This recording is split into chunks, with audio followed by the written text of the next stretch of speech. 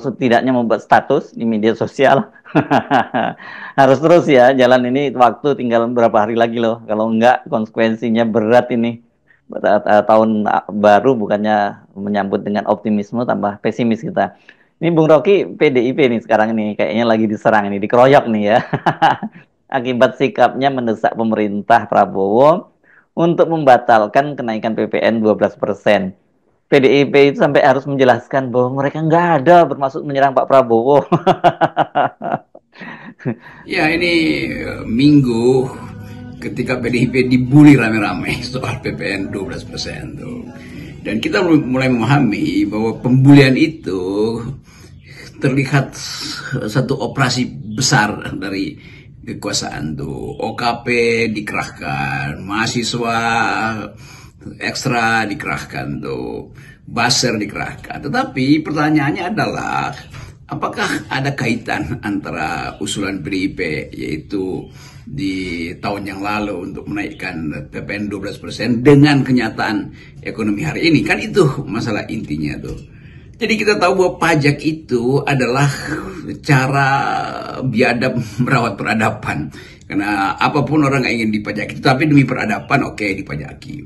Nah, seseorang dipajaki karena dia tahu dia dapat sesuatu. Seseorang dipajaki bersedia bayar pajak karena dia beranggapan bahwa akan ada perbaikan di masa depan, terutama dalam kehidupan individual dia tuh.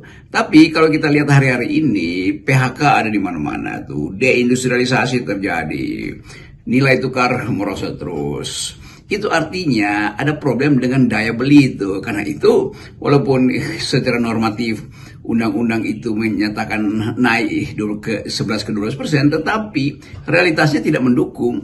Kan hukum pajak hukum yang paling fleksibel, yaitu mengikuti perkembangan ekonomi.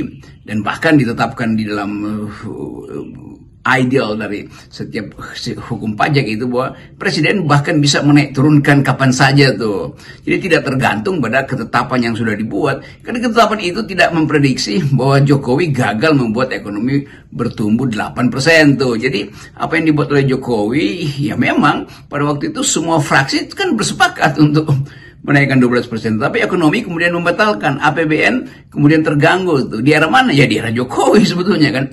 Jadi kalau PDIP dianggap sebagai bersalah, ya memang bersalah, tetapi apakah kesalahan itu bukannya kesalahan pemerintahan sebelumnya yang adalah inisiatif Pak Jokowi untuk menaikkan 12%, tetapi semua hal yang kita sebut salah itu hanya karena ada perintah untuk mengepung dan mendelegitimasi PDIP menjelang kongresnya. Kan kita bisa baca itu kan. Bagaimana mungkin ada semacam gerakan yang dipimpin oleh ya mungkin salah satu menteri di kabinet untuk mengerahkan opini publik bahwa kementerian ini harus mengatakan 12% masuk akal, kemudian sana mesti mengatakan 12% masuk akal tapi dengan imbalan insentif ABCD, bahwa 12% itu masuk akal, oleh karena itu OKP ini organisasi ekstra yang mungkin disebut Cipayung Plus itu tiba-tiba datang dalam orkestrasi untuk menghalau pikiran-pikiran kritis masyarakat itu dengan menganggap semua ini adalah kesalahan PDIP. Memang, tetapi kita mesti lihat juga rakyat membuat petisi, dan petisi rakyat itu udah ratusan ribu untuk menuntut supaya PPN 12% diturunkan atau bahkan dihilangkan itu PPN. Jadi pikiran rakyat hari ini bisa beda dengan pikiran kekuasaan, hanya itu intinya tuh. Nah, kalau rakyat menuntut itu nggak peduli mau itu usulan siapapun, tapi rakyat menganggap bahwa 12% itu irasional, kira-kira itu.